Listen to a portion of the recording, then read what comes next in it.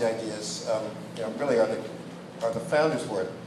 But so we've been thinking about this. What should the city be in the next 30 years? And one of them is we need to have. There isn't a lot of vacant land sitting around to turn into parks. There's very little.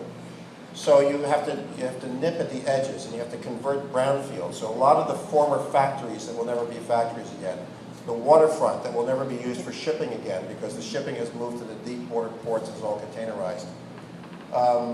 Things like the High Line. You take an old railroad track and save it to be an elevated park.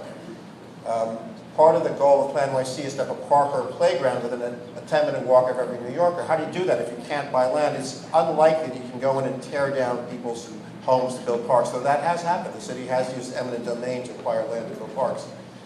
But one of the ways, a very ingenious way of adding more recreational space, which we did recently, was Department of Education school playgrounds, which were used only by the schools between 9 and 3 on weekdays and then locked up the rest of the time.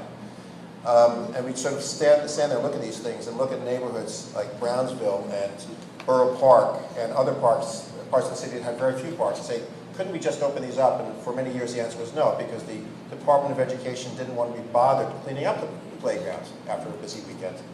And so once the Department of Education was brought under mayoral control, it was much easier to work with them and say, we will work with the Trust for Public Lands and take almost 300 schoolyards and convert them, improve them, work with the schools and with the kids to redesign them and convert them to full-time playgrounds. That is, school uses them from 9 to 3, from 3 o'clock through the evening, weekends, summers, they get used. So what do you